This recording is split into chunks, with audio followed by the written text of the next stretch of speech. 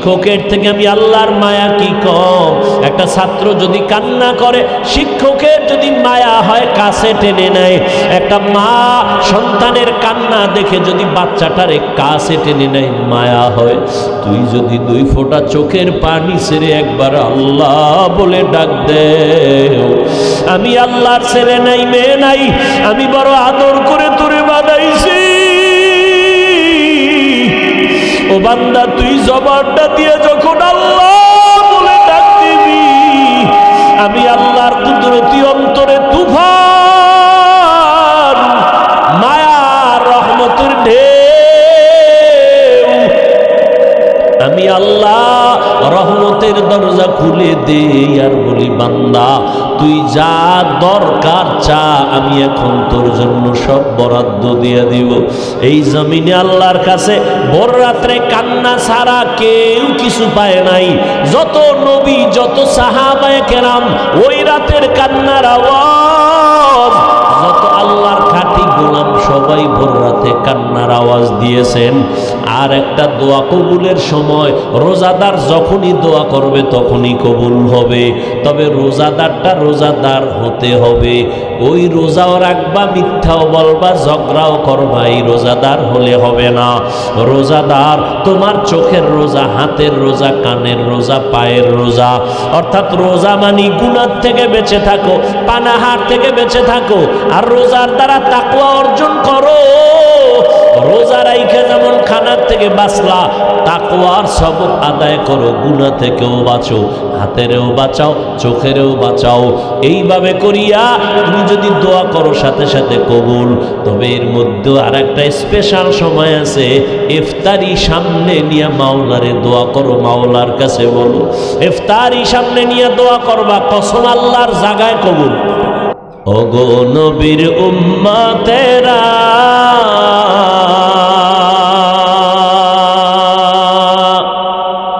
হয়ে আজি দিশাহারা,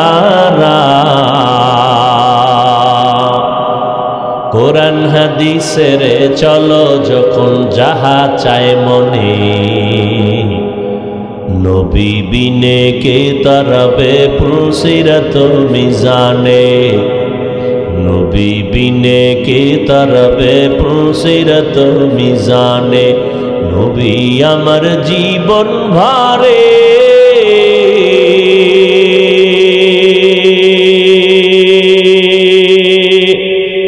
দিনের লাগি কষ্ট করে, দান দান শহীদ করিলেন ওহুদেরই ময়দানে, নবী বিনে কে তরবে পুলসিরত মিজানে, নবী বিনে কে তরবে পুলসিরত মিজানে। এমন এতিম নবী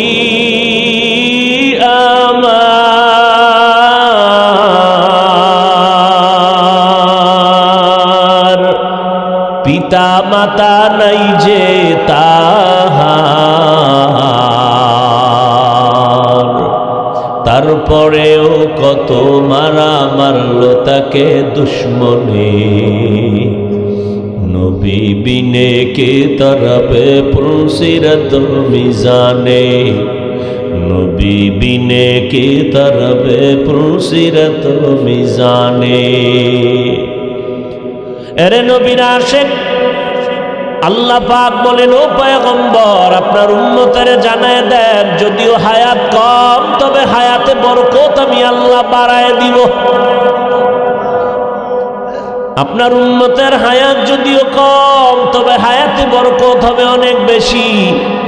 আপনার উম্মত যদি 5 ওয়াক্ত নামাজ আদায় করে, আমি আল্লাহ আপনার মোহাব্বতে 50 ওয়াক্ত নামাজের সওয়াব দিয়ে দিব। আপনার উম্মতের আমি হায়াত কম দিলেও বরকত কমাই নাই।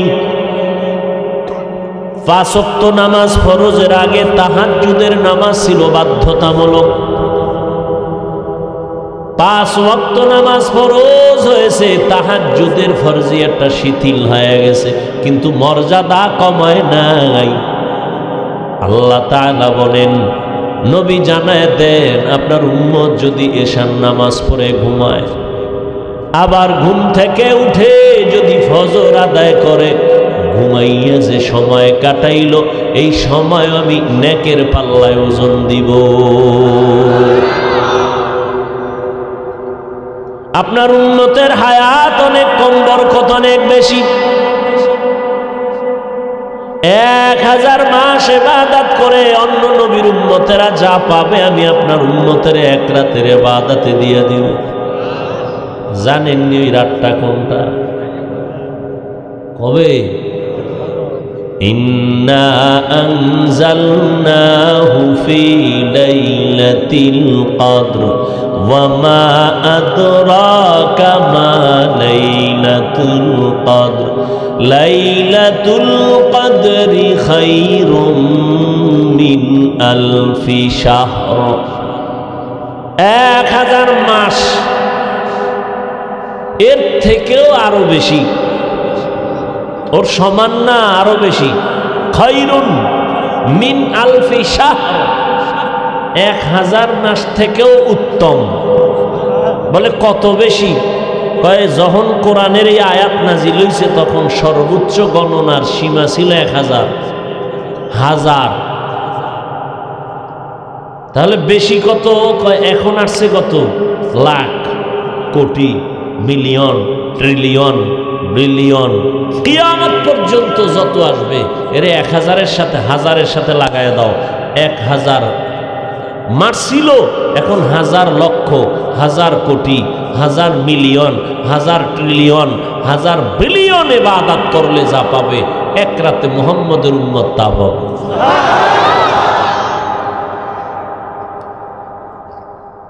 কার বরকতে পাইলাম? কার বরকতে? কিন্তু কপাল খারাপ জাতি ওই নবীরে চিনলা না। কেমন মায়ার নবী আমার, রহমতের নবীকে আল্লাহ পাঠাইছেন যার পুরা জিন্দেগিটা রহমতে ভরা। কেমন রহমতে ভরা? নবীজির 63 বছর হায়াতে কোনোদিন একটা মিথ্যা কথা বলেন নাই। দুই একজন হিসাবের নাম কন্ত যে মিশা কয় না, আসেনি? কর না কেন? না থাকলেও তো বলবেন নাই। বাপ ধরে বয়ে রয়েছেন কেন? দুই একজন নেতার নাম কন যে মিশা কয় না। তা ফুলের থেকে পবিত্র হয় কেমনি? চাপাবাজি। কেমন একজন নবী আমার যার 63 বছর হায়াতে ভুলেও একটা মিথ্যা বলেন নাই। মানে চিন্তা করতে পারেন, সে তো শিশু, কিশোর, যুবক, অজান্তেও তো অনেক কিছু মানুষ কইরে ফেলায় না। তো কেমন নবী যে পৃথিবীতে আগমন থেকে ইন্তেকাল পর্যন্ত ভুলেও একটা মিথ্যা কথা বলেন নাই। আমরা তো হাসতে হাসতে অনেক কিছু বলি, আরে মিথ্যা ধরিও না, এটা একটা তামাশা করলাম, মজাক করলাম। কেমন মায়ার নবী আমার, তার 63 বছর হায়াতে কোনোদিন কখনো ভুলেও কাউকে একটা গালি দেন নাই। কেমন রহমতের নবী আমার, যে নবীর সামনে দাঁড়াইয়া হাজারো গালি দিয়েছে ইহুদি বেঈমানরা, অকথ্য ভাষায় নবীর সামনে দাঁড়ায়া গালি। নবী জীবনে গালি দেন নাই তো দেন নাই, জীবনে কোনো গালির জবাবও দেন নাই। গালি না দেওয়াটা বুঝলাম, ঠিক আছে, জবাব না দিয়ে কেমনে পারলেন? যে সামনে দাঁড়ায় কত বেঈমান নবীকে গালি দিন, সামনে দাঁড়ায় অকথ্য ভাষায় গালি নবীর সামনে। নবী জীবনে গালি দিবেন দূরের কথা, একটা জবাব দেন না। আরো আশ্চর্য কথা, আমার নবীজির রহমতের নবী 63 বছর হায়াতে কোনোদিন চোখ মোবারক গরম করে কারো দিকে তাকান নাই। চোখ গরম করে কারো দিকে। কেমন মায়ার নবী, সেই নবীর আদর্শের উম্মত আমরা।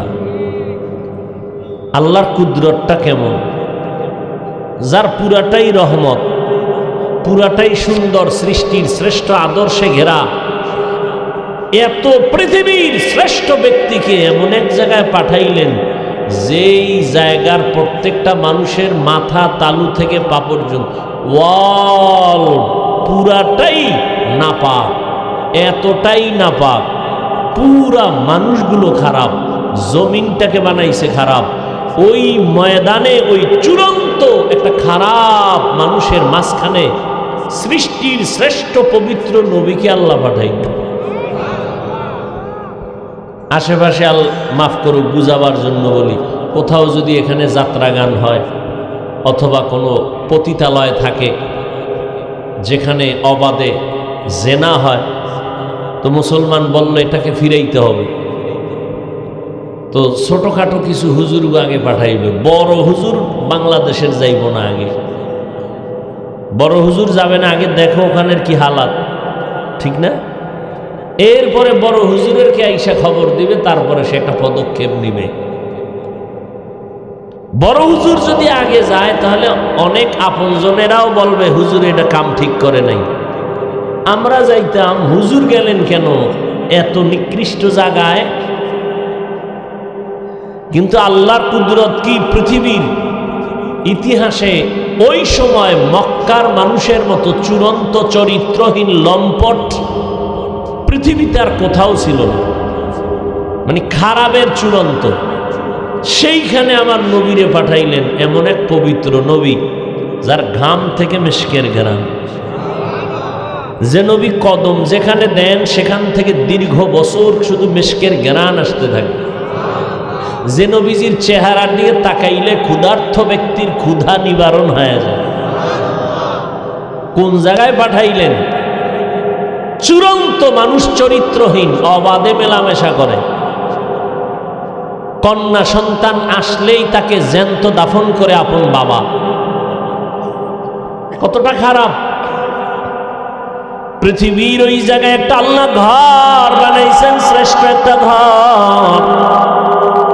ইন্না আউওয়ালা বাইতি উযিআ লিন-নাসি লাল্লাযী বিবাক্কাতা মুবারাকাও ওয়া হুদা মুবারাকাও ওয়া হুদাল লিল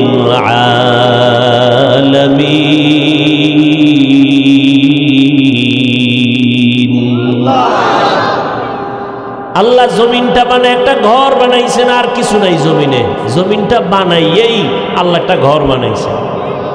প্রথমে ছিল পানি, সাগর, সমুদ্র, সব মাওলার কুদরত, কেন মেন চলবে না। আল্লাহ পাক সব বুঝার মেমোরির মধ্যে জিবি দেন নাই। আপনার মেমোরির জিবি 2, আপনি 8 জিবির মেমোরিতে কি আছে এটা যদি টানাটানি করেন তাহলে ওটাও হ্যাং, আপনিও হ্যাং। বুঝেননি?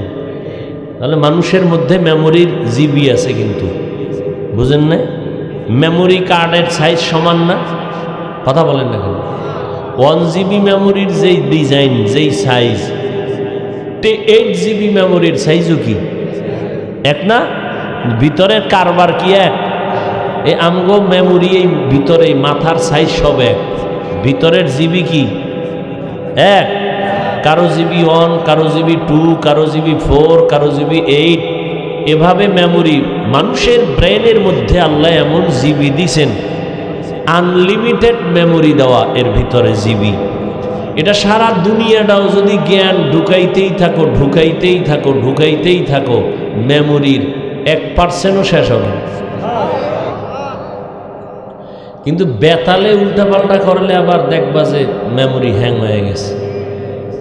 এই যেটি আল্লাহরে গালি দেয়, নবীরে গালি দেয়, জিবি ছিল ঠিকই, কি হয়ে গেছে? হ্যাং হয়ে গেছে।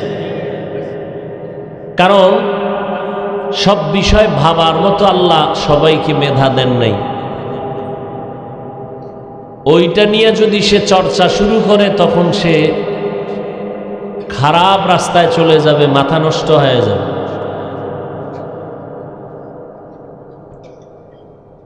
তো দুনিয়ার মধ্যে আল্লাহ প্রথম একটা ঘর বানাইলেন, নাম বাইতুল্লাহ। কোথায় বানাইছেন? মক্কা নগরীতে। কিসের ঘর এটা? ঘুমানোর ঘর, বসবাসের ঘর, ইবাদতের ঘর, হেদায়েতের ঘর। আল্লাহ জমিনটা বানাইয়া প্রথম হেদায়েতের ঘর কেন বানাইছেন? বসবাসের ঘর কেন বানান নাই? কারণ এই জমিনের চিফ গেস্ট হবে মানুষ, এই জমিনের প্রধান মেহমান মানুষ। আর এই মানুষ আল্লাহ পাঠাইবেন ইবাদতের জন্য। এ কারণেই ইবাদতের ঘর আগে বানাইছেন, বসবাসের ঘর বানান নাই। কারণ দুনিয়ার চিফ গেস্ট, প্রধান মেহমান মানুষ। আর দুনিয়ায় প্রধান মেহমান যারা হবেন এরা কি আজীবনের লেগে এক জায়গায় আসেন? কি প্রধান মেহমান কি দীর্ঘ টাইম থাকে? তার কাম শেষ দৌড়, ঠিক না? তাহলে জমিনের প্রধান মেহমান কারা? এই আজীবন থাকা যাবে না। তো কেন আসছে? ইবাদত করবে। দুনিয়াতে মানুষ প্রধান মেহমান, কাম কি? ইবাদত। দুনিয়াতে করো ইবাদত, বসবাসের জন্য তোমার আল্লাহ স্থায়ী ঠিকানা বানায় রাখছেন জান্নাত। কোথায়? আমেরিকায়, ঢাকা গুলশানে। এমন জান্নাত আল্লাহ বানায় রাখছেন যে জান্নাত চোখ কোনোদিন দেখে নাই, কান শুনে নাই, অন্তর কল্পনাও করে নাই। এত সুন্দর জান্নাত আল্লাহ বানায় রাখছেন। আল্লাহর নবী গর্ব করে বলেন, আমি জান্নাতের তালার চাবিটা খোলার আগে অন্য কোনো নবী জান্নাতে ঢুকতে পারবে না। আর আমার উম্মতেরা জান্নাতে ঢুকার আগে ভিন্ন কোনো নবীর উম্মত জান্নাতে ঢুকার সুযোগ পাবে না। এমন সুন্দর জান্নাত আল্লাহ বানায় রাখছেন। এর নবীর আশিক, রহমতের নবী মক্কা নগরীতে আসলেন। ওই মক্কার মানুষ এতটা খারাপ, এই যে একটা ঘর আল্লাহ বানাইলেন বাইতুল্লাহ, এটা কত দামি ঘর। বলে ঢাকা জাতীয় মসজিদ বাইতুল মুকাররম, এটাও কার ঘর? মসজিদগুলো কার ঘর? কেউ যদি দাবি করে এটা আমার ঘর, তাহলে ওই মসজিদে ইবাদত সহি হবে না। আল্লাহর ঘরে বান্দা আল্লাহর ইবাদত করবে, ঠিক নেই? মসজিদ কার ঘর? কি করবে আল্লাহর ঘরে? কার ইবাদত করবে? তেলাওয়াত করা কার ইবাদত? আল্লাহর জিকির করা কার ইবাদত? হ্যাঁ, তো আল্লাহর ঘরে আল্লাহর বান্দারা আল্লাহর জিকির করে, বাধা কেন? মসজিদে আবার জিকির কেন? ও কপাল ভরা, মসজিদে আল্লাহর জিকির করবে নাকি মন্দিরে করবে? কত বড় জাহেল, কত বড় দুশ্মন, কত বড় অন্তর নষ্ট মানুষ। আল্লাহর ঘরে কার ইবাদত করবে? আল্লাহর ঘরে কার জিকির করবে? ভগবানের? কার? তো আল্লাহর ঘরে আল্লাহর জিকির করবে, তেলাওয়াত করবে, নামাজ পড়বে, ইবাদত করবে। বাধা যে দিবে সে সৃষ্টির নিকৃষ্ট জালেম, সে পৃথিবীর নিকৃষ্ট, শুধু জালেম না, নিকৃষ্ট জালেম। মসজিদে জিকির কেন? তোর বাবার জিকির করে? কার জিকির করে? তা আল্লাহর জিকির মসজিদে করবে নাকি মন্দিরে করবে? কি আজীব কথা! এই ঝামেলা আছে না নাই? আল্লাহ হেদায়াত দান করুন। ভাইরা আমার,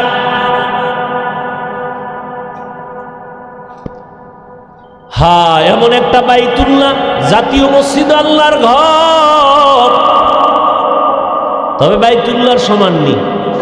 জাতীয় মসজিদে দিয়ে তাকায় থাকলে কোনো সওয়াব নাই, কিন্তু বাইতুল্লাহ এমন একটা ঘর, শুধু যদি তাকাইয়া তাকায় দেখে আমল নামায় অনবরত সওয়াব লেখা হবে। শুধু তাকায় দেখবে, কিচ্ছু বলবে না, শুধু তাকায় আছে আল্লাহর ঘরের দিকে। ফেরেশতাকে আল্লাহ বলে শুধু সওয়াব লিখতে থাকো। এমন একটা দামি ঘর বাইতুল্লাহ, যার আঙ্গিনায় 1 রাকাত নামাজ পড়লে কত সওয়াব! 1 লক্ষ রাকাত নামাজের সওয়াব। একটা সেজদা দিবেন 1 লক্ষ সেজদার সওয়াব। জমিনে এরকম দামি আর কোনো ঘর নাই। এটা এমন একটা দামি ঘর, যেই ঘরের আঙ্গিনায় সেজদা দিলে এক সেজদা 1 লাখ। আঙ্গিনা বুঝেননি? আঙ্গিনা বুঝেননি? বুঝেন না, অনেকেই বুঝেন না। আমগো হুজুরেরাও বুঝেন, আপনারা কি বুঝবেন? বাইতুল্লাহ যারা দেখছেন ছবিতে বা গেছেন, এর চারদিকে মসজিদ আছে না, মানে ঘর। এখান থেকেও 1 কিলো 2 কিলো 3 কিলো 4 কিলো দূরে হলো এর পুরা আঙ্গিনা। মক্কা ঢুকতে মেইন রোডে দেখবেন, বিশ্ব রোডে রেহাল দেওয়া আছে। রেহাল দেখছেন নি কেউ? কথা হয়। এই রেহাল থেকে বাইতুল্লাহর আঙ্গিনা শুরু। এই বাইতুল্লাহর দেওয়ালের পাশে নামাজ পড়লে যা পাবে, রেহালের পাশে পড়লে তা পাবে।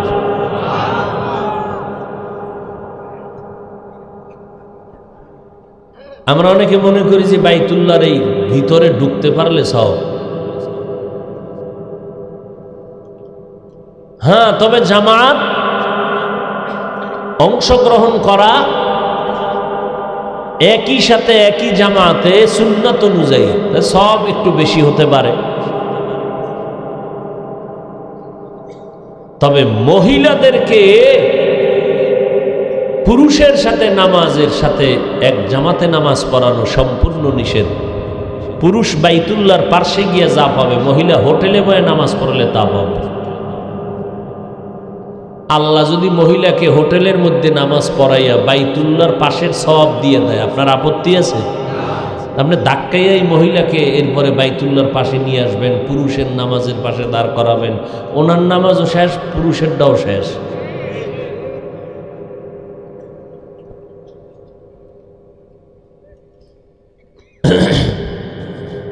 এই বাইতুল্লাহ এত দামি, মক্কার চরিত্রহীন মানুষগুলো নারী পুরুষ একত্রিত হয়ে এটার চারপাশে ঘুরে, তাও উলঙ্গ। কতটা খারাপ! আর সেখানে আসছেন কে? রহমতুল্লিল। মায়ার নবী আসছেন মাত্র 13 বছর। কয় বছর? মাত্র 13 বছরের ব্যবধানে চরিত্রহীন মানুষগুলো এত দামি হয়ে গেছেন।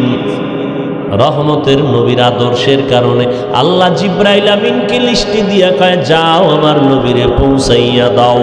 এই লিস্টির মধ্যে যাদের নাম আছে, নবী যেন ঘোষণা দিয়ে দেয়, এই লিস্টির মধ্যে যাদের নাম, এরা বিনা হিসাবে জান্নাতি। মাত্র 13 বছরের ব্যবধানে রহমতের নবীর আদর্শে চূড়ান্ত চরিত্রহীন মানুষ স্বর্ণের মানুষ হয়ে গেল। কেমন দামি হয়ে গেল! আল্লাহ এদের জান্নাতের সার্টিফিকেট দিয়ে দিলেন জমিনে, এবং কিয়ামত পর্যন্ত আনেওয়ালা মানুষের জন্য তারা আদর্শ। সমস্ত সাহাবায়ে কেরাম জান্নাতি। এবং উম্মতের স্কেল, তোমার ইমান ভালো না খারাপ, একুরেট না ভেজাল, তোমার স্কেল হলো সাহাবায়ে কেরামের ইমান। আমিনু কামা আমানান নাস। সাহাবায়ে কেরামের ঈমানের স্কেল দিয়ে তোমার ঈমানকে মাপিও। এজন্য নবী বলেন, আসহাবী কান নুজুম, আমার এক একটা সাহাবী এক একটা আকাশের নক্ষত্রের সমতুল্য। ওই সাহাবায়ে কেরামের আদর্শরে ধরে রাখিও। সাহাবায়ে কেরামের আমলকে ধরে রাখো। সাহাবায়ে কেরাম তারাবির নামাজ 20 রাকাতের আমল করেছেন, ধরে রাখিও। কয় রাকাত? আপনাদের মাজায় যদি সমস্যা থাকে ঔষধ খেয়ে নেন, 8 পড়া যাবে না, 20 পড়তে হবে। কিন্তু যারা 8 পড়বেই, এদের সাথে কোনো তর্কে জড়ানো যাবে না। আমাদের জবাব, রমজান এমন বরকতের মাস, একটা নফল ইবাদত অন্য মাসে করলে যা পাবো, রমজানে পড়লে একটা নফল আমলে ফরজের সমান সওয়াব। আবার একটা ফরজ অন্য মাসে পড়লে একটা পাবো, এক ফরজে 1 সওয়াব। রমজানে 1 ফরজে পাবো 70 গুণ বেশি। অতএব আমি রমাজানে নফল ছাড়ব না, আমি 8 রাকাত পড়ব না, যতবারই বাড়ায় পড়ব। 20 রাকাত ওমর পড়েছেন, সাহাবায়ে কেরাম পড়েছেন। অতএব আমরা সাহাবায়ে কেরামের আদর্শের উম্মত, আমরা সাহাবায়ে কেরামের আদর্শ মানি। 20 রাকাত আর আমি পড়ব।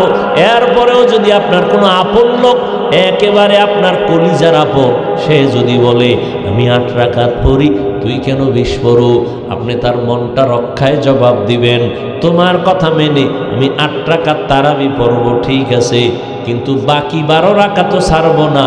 বাকি 12 রাকাত আমি নফল হিসাবে পড়ব। এক নফলে আমি একটা ফরজের সমান সওয়াব পাবো, এক ফরজে আমি 70 গুণ পেয়ে যাব। অতএব আমি এই রমাজান পাইছি, আগামী রমাজান পাবো কিনা জানা নাই। অতএব আমি এই আমল থেকে নিজেকে দূরে রাখতে চাই না। রমাজানুল মুবারকে আমার নবীকে আল্লাহ দিয়েছেন, এত বরকত আল্লাহ দান করেছেন। এই রমাজানে বান্দা বেশি বেশি কোরআন তেলাওয়াত করো, কারণ আমার নবীর কাছে কোরআন আসছে।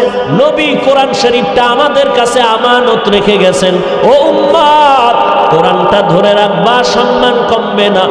রমাজানে তুমি কোরআন তেলাওয়াত চালু করে দাও। ইমামে আজম আবু হানিফা 61 বার রমাজানে কোরআন খতম করেছেন। ইমাম শাফিঈ রাহমাতুল্লাহ আলাইহি 60 বার কোরআন খতম করেছেন। এর নবীর আশিক উম্মতের দল রমাজানে বেশি বেশি নামাজ, বেশি বেশি তেলাওয়াত, জবানে আল্লাহর জিকির করবেন, দরুদের আমল করবেন। যারা তেলাওয়াত পারেন না, শিখবেন। কোরআন শিখতে 20 দিন লাগে, 20 ঘন্টা। কয় ঘন্টা? 20 ঘন্টা লাগবে। প্রতিদিন তারাবির পরে ঘুমের আগে 1 ঘন্টা সময় দেন। না পারলে সাহারি খাইয়া ফজরের নামাজের পরে 1 ঘন্টা সময় দিয়া মাত্র 20 রমজানে কোরআন শিখে ফেলেন। প্রথম রমাজান থেকে 20 রমাজানে কোরআন শিখে ফেলবেন। যেদিন চললে পড়তে পারবেন, সেদিন নামাজে দেখবেন কি মজা। যারা পারেন না, তেলাওয়াত চালু করে দেন। আপনার মেয়েকে কোরআন পড়ান। রমাজানে কোরআন পড়তেই হবে। দেখে দেখে কোরআন পড়ার ফজিলত বেশি। তার মানে কি তারাবির মাত্র ভেতরে মোবাইল খুলে কোরআন দেখবেন? হ্যাঁ, খবরদার।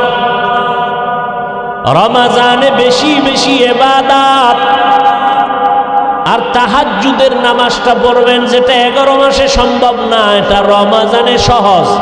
কারণ সাহারি খাওয়ার পুরো টাইম হলো তাহাজ্জুদের টাইম। অতি গভীর হয় রজনী যখন, নীরবে প্রভুর নাম জপিও তখন। প্রভুর করুণা যদি পাইবারে চাও, গভীর রাতে উঠে প্রভুর গুণগান গাও। কি পরিমাণ আল্লাহর দুশ্মন হইলে কয়, আমার ঘরে কি ভাতের টান আছে, আমি রোজা রাখবো কেন? আমার কি ভাতের অভাবে রোজা রাখি? কি রোজা রাখি কার জন্য? আল্লাহর সন্তুষ্টির জন্য রোজা রাখি। রোজাটা শুধু আখিরাতের সওয়াব এতটুকুই না, শরীরের মহা ঔষধ। মহা আর কিছু কপাল পরার আর রোজারে বানাইছে রোগ। রোজা রাখলেই রোগ বাড়বে। আর আল্লাহর আশেক যারা, এরা বানাইছে রোজারে ঔষধ। যেমন রোজাই হলো রোগের ঔষধ। আমি রোজা রাখলেই সুস্থ। আমি রোজা রাখবো আল্লাহ, আমি রোজা একটাও ভাঙবো না, তুমি রোজার বরকতে আমাকে সুস্থ করে দাও। আর নিমক হারামের গোষ্ঠীরা বলবে রোজা রাখলে গ্যাস বাড়বে, রোজা রাখলে অসুস্থতা বাড়বে, পেটে সমস্যা হবে। যে যেমন নিয়ত করে তার ফলাফলও কি এমনই হবে। ও আল্লাহর বান্দারা, ভালো করে বুঝেন, রমাজানের এই রোজা ছাড়া যাবে না। বালেগ বালেগা, ও পর্দার আড়ালের আম্মা জানেরা, বোনেরা, প্রাপ্ত বয়স্ক যদি বয়সে উপনীত হয়ে থাকেন, রোজা ভাঙ্গা যাবে না। নবী বলেন, বিনা কারণে যদি একটা রোজা ভেঙ্গে দাও, সারা জিন্দেগি যদি রোজা রাখো এর বরকত আর পাবা না। একটা রোজার দাম কত? বলে একটা উড়ন্ত জন্মগত একটা কাক, একটা কাক জন্ম লগ্ন থেকে যদি উড়তে থাকে, উড়তে উড়তে উড়তে উড়তে কাকের হায়াত বেশি, কমপক্ষে 1000 বছর। একটা কাকের হায়াত কমপক্ষে 1000। এই 1000 বছর যদি উড়তেই থাকে, উড়তে উড়তে বুড়ো হয়ে গেছে, কত দূর গেছে গিয়া? তো কাগজ কলমে হিসাব মিলবে? হ্যাঁ, নবীজি বলেন এক রোজার কারণে একটা কাক জন্ম থেকে 1000 বছর যদি উড়িয়া সামনে যায়, ও কত দূর গেল? এক রোজাদার এক রোজার কারণে জাহান্নাম থেকে তত দূর পিছনে গেল। এরে আল্লাহর বান্দারা, রোজার মধ্যে তাহাজ্জুদের এই সুযোগ হারাবেন না, খবরদার। 2 রাকাত নামাজ পড়বেন সাহারি খাওয়ার আগে বা পরে। পরে তো বাঙালি পারবে না, কারণ আজান দিলেও খায়। না পারলে কয় বিড়ি করে, কয় একটা বিড়ি দে। যারা পানখোর কয় পান্ডা দে। আজান দিছে কি হইছে? এখনো পরিষ্কার হয় না, আকাশ অন্ধকার। জানালা দিয়ে দেখা যায় অন্ধকার, অন্তত পান্ডা তো খাওয়া যায়। অতএব 2 রাকাত তাহাজ্জুদ কমপক্ষে, বেশি পারলে তো আলহামদুলিল্লাহ। ওই টাইমে আমার আল্লাহ প্রথম আসমানে আসেন, আল্লাহর কাছে বলবেন, আল্লাহ তুমি যদি তৌফিক না দাও আমার দ্বারা সম্ভব না, আমার ছেলেটা দ্বীনের উপরে নাই, তুমি হেদায়েতের মধ্যে ঢুকায়া দাও। ওই টাইম এমন টাইম, বান্দা চাইতে দেরি, আল্লাহ দিতে দেরি না। আপনার স্ত্রী নিয়ে সমস্যা, দোকান নিয়ে সমস্যা, ব্যবসা নিয়ে সমস্যা, চাকরির সমস্যা, বিবাহের সমস্যা, তাহাজ্জুদে আমার মালিকের কাছে বলো। ডাক্তারের রোগের কথা না বললে ঔষধ কেমনে হবে? আমার মাওলা তো সব জানেন, ঠিক আছে, তবে চাও, চাইলে আল্লাহর মায়া আরো বাড়বে। চোখের পানি ছেড়ে আল্লাহকে ডাকো, কারণ চোখের পানি দেখলে মা বাবার মায়া সন্তানের প্রতি বেড়ে যায়। ছাত্র যদি কান্না করে শিক্ষকের মায়া বেড়ে যায়। কাছে টানে আয় আয়। আল্লাহ বলেন, বান্দা ওই তোর মা বাবার থেকে আমি আল্লাহর মায়া কি অনেক কম? শিক্ষকের থেকে আমি আল্লাহর মায়া কি কম? একটা ছাত্র যদি কান্না করে, শিক্ষকের যদি মায়া হয় কাছে টেনে নেয়। একটা মা সন্তানের কান্না দেখে যদি বাচ্চাটারে কাছে টেনে নেয়, মায়া হয়। তুই যদি 2 ফোঁটা চোখের পানি ছেড়ে একবার আল্লাহ বলে ডাক দে, আমি আল্লাহর ছেলে নাই, মেয়ে নাই, আমি বড় আদর করে তোরে বানাইছি। ও বান্দা, তুই জবানটা দিয়ে যখন আল্লাহ বলে ডাক দিবি, আমি আল্লাহর কুদরতি অন্তরে তুফান, মায়া রহমতের ঢেউ, আমি আল্লাহ রহমতের দরজা খুলে দেই আর বলি, বান্দা তুই যা দরকার চা, আমি এখন তোর জন্য সব বরাদ্দ দিয়ে দিব। এই জমিনে আল্লাহর কাছে ভোর রাত্রে কান্না ছাড়া কেউ কিছু পায় নাই। যত নবী, যত সাহাবায়ে কেরাম ওই রাতের কান্নার আওয়াজ, যত আল্লাহর খাঁটি গোলাম সবাই ভোর রাতে কান্নার আওয়াজ দিয়েছেন। আর একটা দোয়া কবুলের সময়, রোজাদার যখনই দোয়া করবে তখনই কবুল হবে। তবে রোজাদারটা রোজাদার হতে হবে। ওই রোজাও রাখবা, মিথ্যাও বলবা, ঝগড়াও করবা, এই রোজাদার হলে হবে না। রোজাদার তোমার চোখের রোজা, হাতের রোজা, কানের রোজা, পায়ের রোজা। অর্থাৎ রোজা মানি গুনাহ থেকে বেঁচে থাকো, পানাহার থেকে বেঁচে থাকো, আর রোজার দ্বারা তাকওয়া অর্জন করো। রোজা রাইখা যেমন খানার থেকে বাঁচলা, তাকওয়ার সবক আদায় করো, গুনাহ থেকেও বাঁচো, হাতেরও বাঁচাও, চোখেরও বাঁচাও। এইভাবে করিয়া তুমি যদি দোয়া করো সাথে সাথে কবুল। তবে এর মধ্যে আর একটা স্পেশাল সময় আছে, ইফতারি সামনে নিয়ে মাওলারে দোয়া করো, মাওলার কাছে বলো। ইফতারি সামনে নিয়ে দোয়া করবা, কসম আল্লাহর জায়গায় কবুল। কিন্তু আমাদের কপাল খারাপ, ইফতারির টাইমে এত কাজের আগ্রহ বেড়ে যায়, মহিলারও কাজের মধ্যে ব্যস্ত বানায় দিছে, আবার নিজে যা একটু সহযোগিতা করবে তাও করে না, খালি ভুল ধরে বেসন কম হয়েছে কেন পেঁয়াজুর মধ্যে, এইবার শরবতে চিনি কম কেন, এই কেন কেন করতে করতে আজানি টের পায় না। আর মসজিদ টসজিদে যদি ইফতারি করে, হ্যাঁ তো আর এক বাজার ইফতারির টাইমে, দোয়া কবুলের টাইম, দুনিয়ার কথা বলে মসজিদের ভিতরে বা বিভিন্ন অনুষ্ঠানে ইফতারির আয়োজন, বেশি মানুষ যেখানে বসে শুধু কথা কথা কথা, অথচ ওই টাইম চুপ করে আল্লাহর কাছে দোয়া করো। এই বরকতের মাস আর একবার পাবেন, গ্যারান্টি আছে। মায়ার নবী দোয়া করতেন, আল্লাহুম্মা বারিক লানা ফি রাজাব ওয়া শাবান ওয়া বাল্লিগনা রমাজান। ও যুবক, কয়দিন আর দুনিয়ায় বাহাদুরি করবা? তোমার মতো আমার মতো কত যুবক গত রোজায় ছিল, এই রোজায় নাই। ওই যে ঢাকাতে আগুন লাইগা কত মানুষ চলে গেল, তুমি আগামীকাল বাঁচবা গ্যারান্টি নাই। এখন থেকে তৈরি হয়ে যাও, গুনাহ থেকে তওবা করো, আল্লাহর কাছে বলো, আল্লাহ রমজান আসতেছি, একটা রোজাও ভাঙবো না রে আল্লাহ, তোমার গোলাম হইয়া কবরে যেতে চাই। ও যুবক বাবারা, স্কুলে পড়ো, কলেজে পড়ো, চাকরি করো, ব্যবসা করো, বাধা নাই। তুমি ডাক্তারি পড়ো, ইঞ্জিনিয়ারিং পড়ো, বাধা নাই। তবে নবীর সুন্নত অনুযায়ী চলো, মা বাবার দোয়া নিয়ে চলো, ওলামায়ে কেরামের পরামর্শ নিয়ে চলো। জবানের গুনাহ বন্ধ করো, চোখের গুনাহ বন্ধ করো, মোবাইল দেখিও না, মোবাইলের গুনাহ থেকে বাঁচার চেষ্টা করো, আল্লাহর কাছে তওবা করো, মা বাবার দোয়া নাও।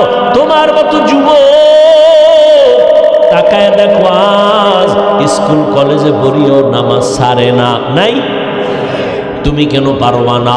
তোমার মতো যুবক আজকে দেখো নদীর মধ্যে মাছ ধরে, জমিনে চাষাবাদ করে, নামাজ ছাড়ে না। তোমার মনটাকে প্রশ্ন করো, তুমি কেন পারবা না? তোমার মতো যুবক রাস্তায় গাড়ি চালায়, নামাজ ছাড়ে না।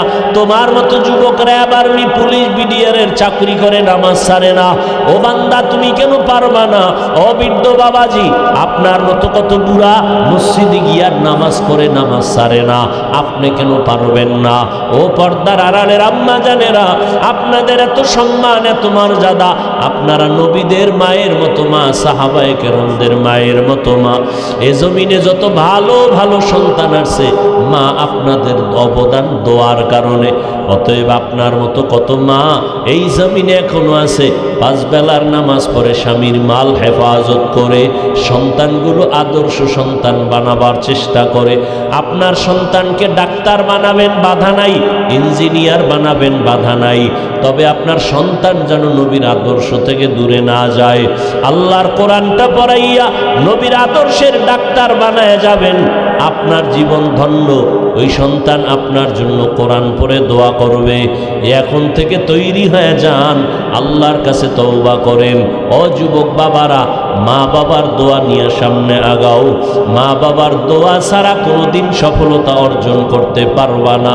পেছনের গুনার থেকে তওবা করো, মনে মনে আল্লাহকে বলো, হে মালিক, জীবনে যত অন্যায় করেছি আজ তওবা করে ফেললাম, নামাজ ছাড়বো না, বেপরদায় চলবো না, মা বাবাকে কষ্ট দিব না, উলামায়ে কেরামের পরামর্শ নিয়ে নবীর তরিকায় চলবো।